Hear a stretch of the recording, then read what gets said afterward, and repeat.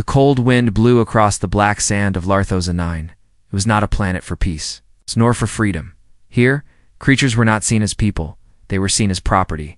And today, the biggest slave auction in the quadrant was taking place. Under steel towers and blood-red skies, in a cage behind the auction stage, a young alien girl sat quietly. Her skin was pale violet, her eyes glowing softly like stars.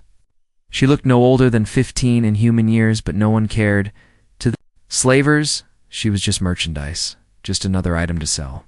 "Get up," growled a guard, unlocking the cage and yanking her forward.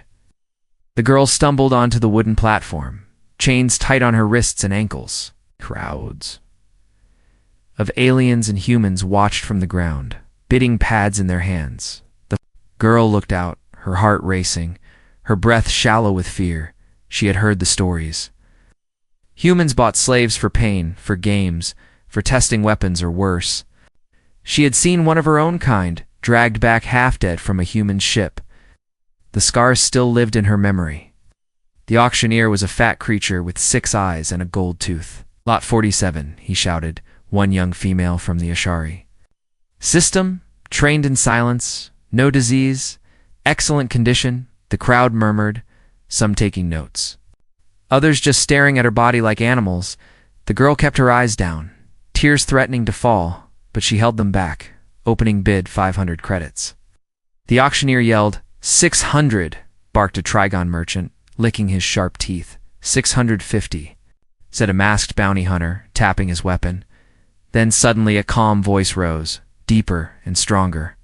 1,000, said a human male from the back. The crowd turned, surprised. Humans rarely came to this part of space, and when they did, they didn't outbid slavers. He was tall, the gray in his beard and lines under his eyes. He wore a brown coat, dusty boots, and no smile. The girl's eyes met his, just for a second. She felt no hunger. No hate, but no kindness either. His eyes were unreadable. Like the void between stars, still, something in her chest shifted. She didn't know why. 1,200. Shouted the Trigon again, angry now. 2,000, said the human, without blinking. Silence. No one raised the bid. Sold. The auctioneer called, slamming the hammer. The girl was dragged off the stage and thrown at the man's feet. He didn't touch her, didn't smile, didn't even speak. He just turned and walked away, and the guards made her follow. They reached a simple black ship, old but clean. As the ramp closed behind her, she waited for the pain to begin. Maybe he would chain her, beat her, or take her apart for fun. That's what they always did, didn't they? But the man just pressed a button, and the chains fell off. He looked at her once and said only 2 words, "You're safe." Then he walked to the front of the ship, sat down in the pilot's chair, and started the engine. The girl didn't move for a long time. She didn't believe him. She couldn't. "Who are you?" She whispered finally, but he didn't answer. He just flew the ship into the stars, leaving the slave market behind forever. Asterisk, the hum of the engine was the only sound inside the ship. No chains, no shouts, no screams, just quiet. It was the kind of silence that felt too calm, too strange to trust. The alien girl sat in the corner of the passenger bay, curled up like a child. Her body trembled. Her eyes locked on the human sitting in the pilot's seat. He had not spoken since the ship left Larthos 9. He had not even looked back at her. The floor beneath her was warm, clean, and smooth. Not metal, not cold stone like the cages. There was no collar around her neck, no beatings, no cruel laughter. Still, her mind couldn't let go of the fear. Slavers didn't just stop being monsters. They changed faces. They tricked you with kindness first. After some time, the man stood and walked toward a small storage cabinet. The girl flinched, ready for pain. But instead, he pulled out a folded blanket and a silver food tray. Without a word, he set them both near her feet, then turned away. She stared at the food like it was poison. Steamed vegetables, a protein bar, and clean water, real food, not slave scraps. Was it a test? A trick? Her fingers slowly reached out and grabbed the tray. She took one bite, then another, and her eyes filled with tears. It had been so long since she ate without someone watching her chew. She ate everything quickly, almost shamefully, then held the blanket tight against her chest like armor. Hours passed, or maybe days. Time didn't mean much in space. The human never spoke unless she asked something first. Even then, he answered in short. Plain words, his name was Kalen. He was from Earth. He didn't work with the slavers. That was all she learned for now. The rest he kept locked away behind tired eyes and quiet movements. Then something happened that made her heart nearly stop. She woke from a short sleep and saw a metal key sitting on the table. It was shiny, new, and it looked like it belonged to the ship's door. There was no guard watching her, no security system buzzing near the exit. She froze. Was it a mistake? No, it was placed carefully, as if meant for her. This was her chance. She could take it, open the door, and run escape into the nearest spaceport or outpost. Maybe someone kind would help her. Maybe not. Anything was better than the unknown. Her hands shook as she picked up the key. She tiptoed to the ship's door, held her breath, and slid the key in. It clicked. The door creaked open, air hissing out as it began to part, but standing right there, waiting on the other side, was Kalen, calm, quiet, his arms at his sides. He wasn't angry, not yelling, not even surprised. It was like he knew she would try. She stumbled backward, the fear flooding back. I wasn't going to run, she whispered. Even though she was, he didn't move. You had every right to, he said simply. I left it for you. Her mouth fell open. What? She breathed. I left the key, he repeated. You're not a prisoner. Her mind couldn't understand. Slaves didn't get keys. They didn't get freedom. Why? She asked, voice small, broken. Because I didn't buy a slave. He said, I rescued a person. Those words, simple and soft, broke something inside her, for the first time in years. She dropped to her knees, not from pain, not from punishment, but from confusion. She didn't know what to feel. Hope was dangerous. It could hurt worse than chains. Kalen crouched down and looked her in the eye. You don't have to stay. Here, he said, but if you do, you'll never be chained again. Then he stood, turned, and walked away, leaving the door open behind him. She sat there for a long time. The ship was silent again. But for the first time, it wasn't the silence of a cage.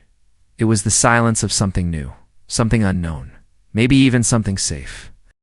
The stars outside the ship blinked quietly, like eyes too tired to cry inside. The alien girl sat at a small table, staring into a steaming cup of herbal tea. She didn't know the name of the plant, but the taste was soft and warm. It felt strange to drink something without fear of poison or punishment. Across from her, Kalen sat with a datapad. Flipping through reports silently, he had given her a name. Vila, he called her, after an Earth constellation. She didn't know if it was kindness or pity, but no one had called her anything in a long time. To the slavers, she was just a number, just another body. She watched him from behind her cup. He was quiet, never smiling, always focused. But he didn't shout, didn't touch her, didn't demand anything. That was the strangest part. Vela finally spoke, her voice soft, unsure. Why did you buy me? Kalen looked up slowly, his eyes calm but tired. I didn't buy you, he said. I saved you, but why? She asked. I'm not human. I'm not special. Kalen leaned back in his chair. Setting the datapad down, he looked at the ceiling for a long moment before answering. Do you want the truth? He asked. Vila nodded, her hands clutching the cup tightly. I had a daughter, he said, voice low, rough. She died 5 years ago during the Ashari raids. Vila's heart skipped. Ashari. That was her own people, her home planet. What happened? She asked, almost afraid of the answer. Kalen stared at his hands. She was on a colony near the border, he said, when the war started. Your people struck first. They hit civilians. He continued. My daughter was among them. Vila felt sick. She wanted to stand, to run, to hide, but something in her made her stay. I'm sorry, she whispered. I hated your kind after that, Kalen admitted. I blamed every Ashari for what happened. Then I saw the auction, he said, looking at her directly now. I saw your face, and I realized something. Vela didn't breathe, I realized. Kaelin continued. You looked just like her, scared, alone, trying not to cry. But you weren't the monster I imagined. The ship hummed around them, the only witness to the moment. I thought saving you wouldn't fix the past, he said, but maybe it would fix something inside me. Vela looked down, her hands trembling. I don't know if I can trust you, she whispered. I don't expect you to, Kaelin. Replied, not yet. She looked at him. Really looked at him for the first time, not as an enemy, but as something else. A man with pain, a man with regret. I was taken when I was young, she said quietly. I saw my mother die in front of me. Then I was caged, sold, hurt.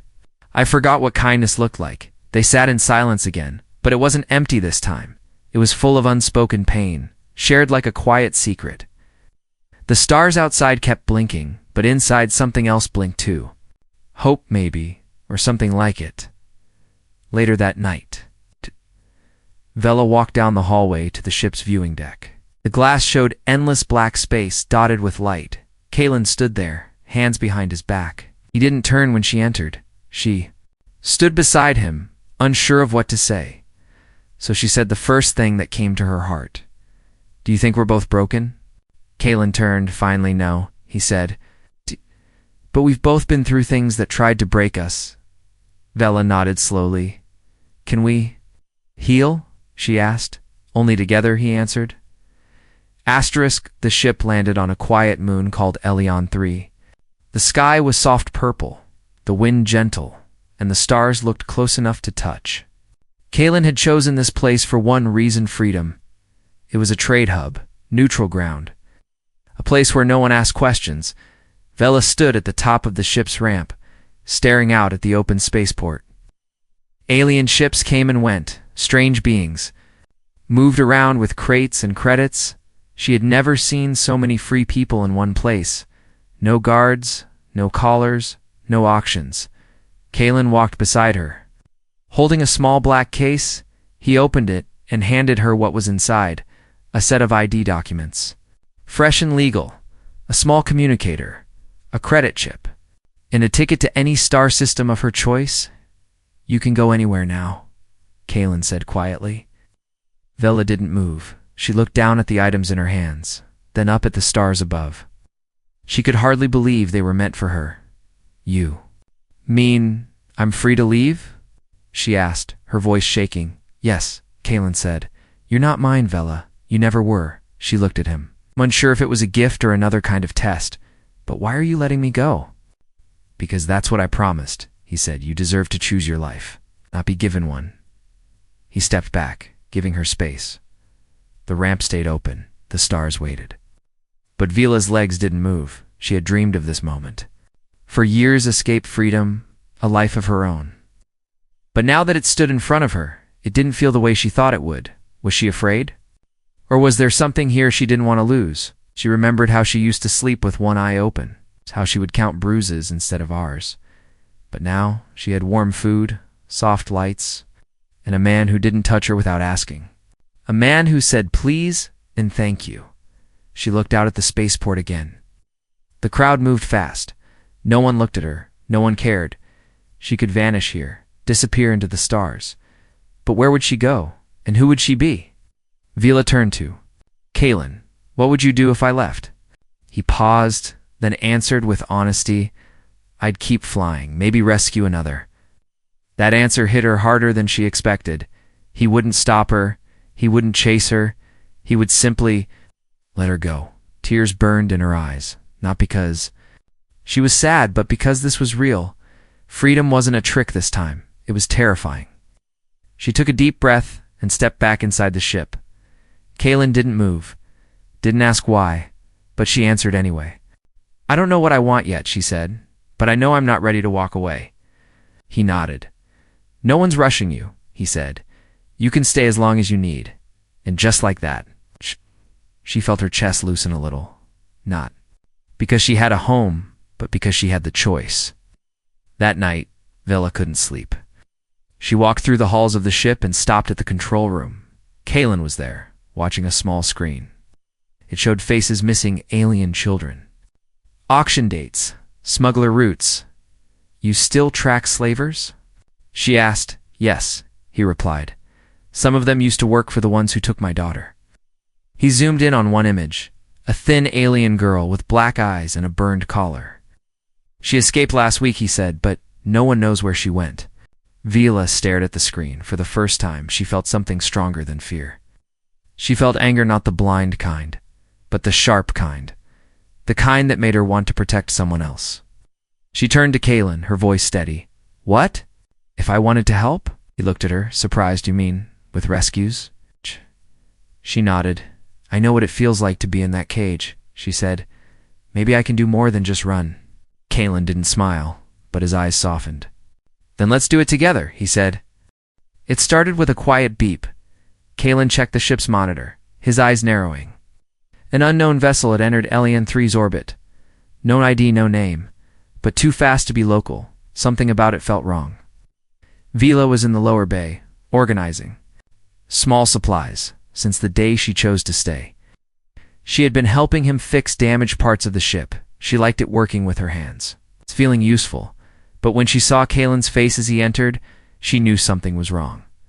We have company, he said. Short and serious, slavers? She asked, her voice tight. Could be, he replied. They didn't send a docking request, they just landed. The fear came back like a storm. Her body froze.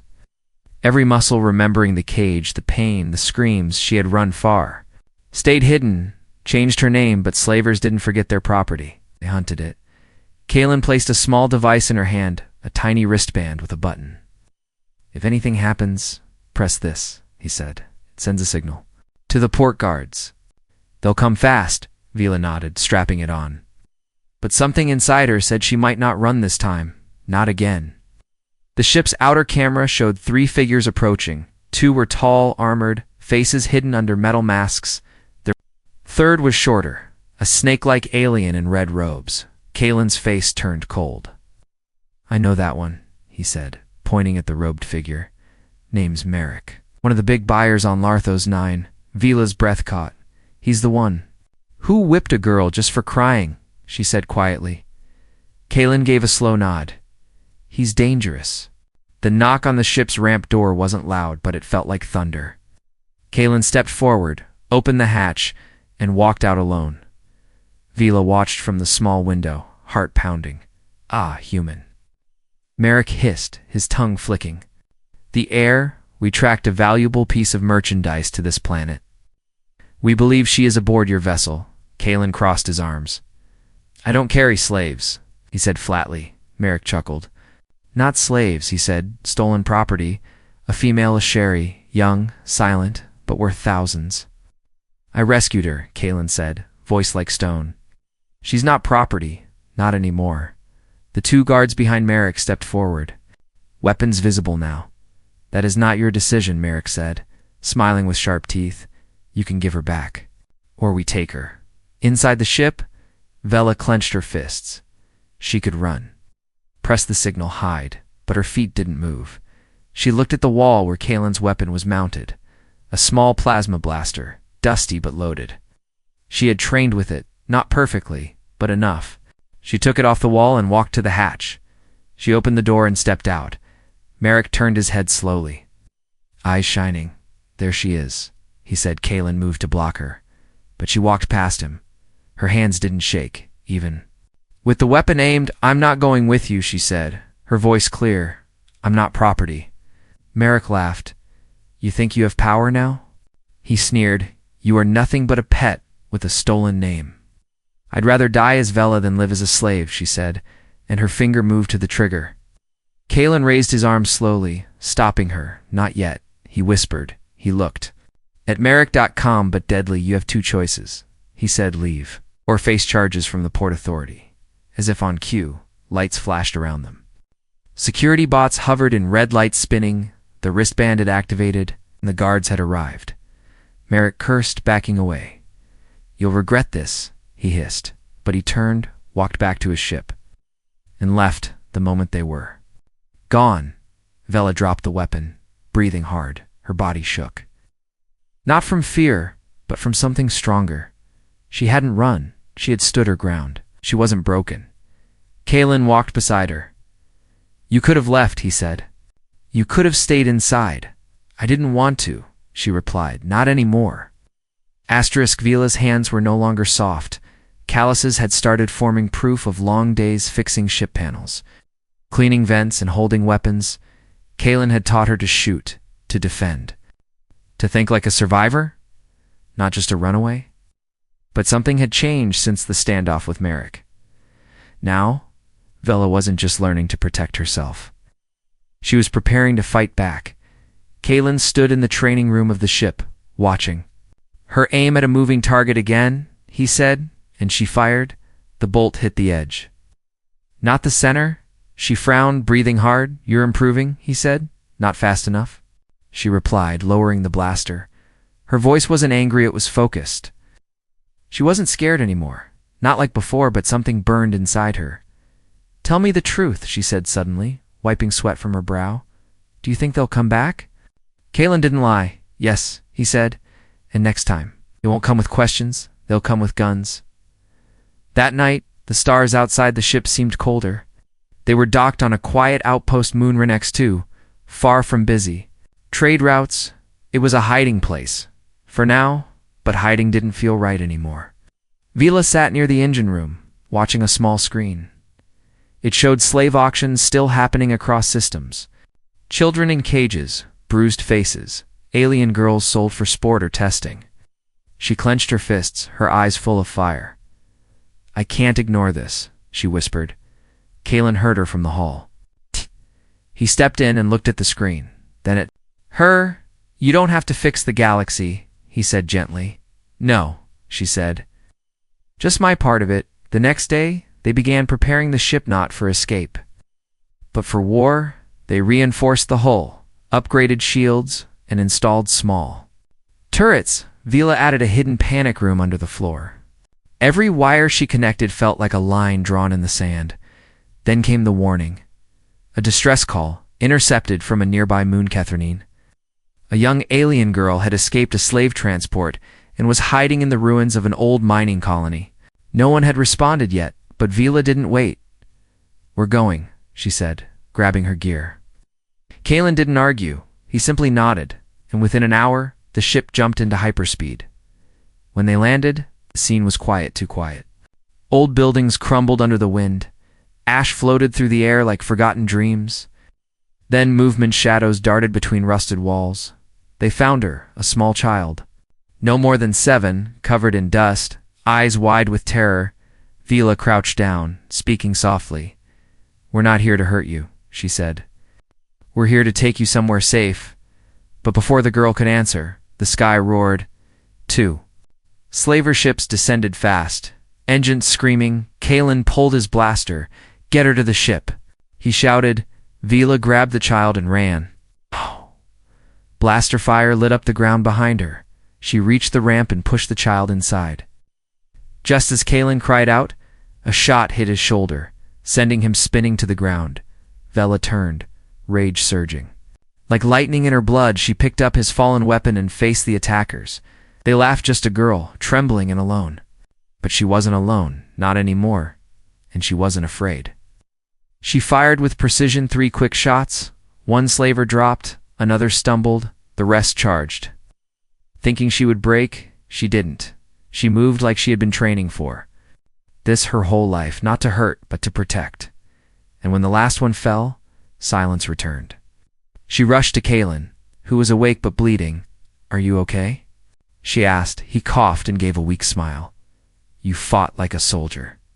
He said no, she replied, helping him up. "I fought like someone who finally knows who she is." They got back to the ship, patched him up, and set the child. In a warm bed, Vila sat by the window that night, her blaster beside her. The stars still looked cold. But she didn't feel small anymore. She felt strong. The fire inside her wasn't anger now. It was purpose, and it would never go out again. The stars of Keldra Prime shimmered like silver dust over the quiet valley. The planet was peaceful, untouched by war or chains. It was here. Under soft skies and warm wind, that Vila stood, watching a sunrise she never thought she'd see. The girl who once sat in a cage was now free, but more than that, she was no longer afraid. Behind her, Kalen sat under a tree, his arm in a sling, resting after weeks of healing. The battle at Kethrine had left scars, but also something else, a spark. A sense that they had started something bigger than themselves. The rescued child Nira played in the grass nearby. Her laughter light and unbroken, Vila smiled softly. She had once thought she'd never smile again. Now, it came naturally. Kalen looked up, watching her. "She's healing fast," he said, nodding at the child. "Just like you did." Vela turned toward him. "She's stronger than I was," she replied. "I was scared of everything." "You had reason to be," Kalen said, "but you didn't stay scared." There was a pause, gentle and quiet. Vila sat beside him, pulling her legs close. "Do you remember the first time I asked why you saved me?" She asked. Kalen nodded slowly. "Yes, I think I finally understand the answer." She said it wasn't just about me. It was about stopping the chain. Kalen smiled for the first time in days. "I couldn't fix the past," he said, "but I could stop it from repeating." Vela looked down at the datapad in her hand.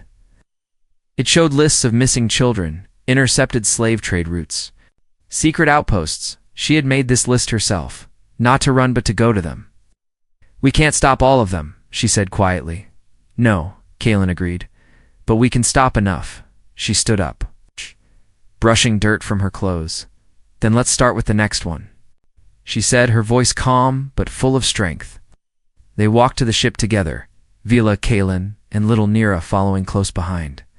This wasn't just a rescue ship anymore. It was something more. It was a beacon, a symbol that no matter how dark the galaxy got, someone would still fight back, not with rage, but with hope.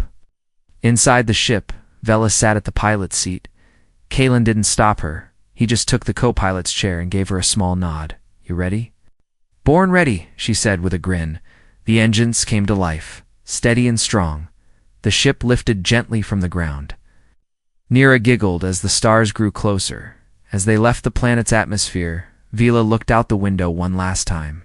She whispered a promise, not just to herself, but to every girl still waiting in chains.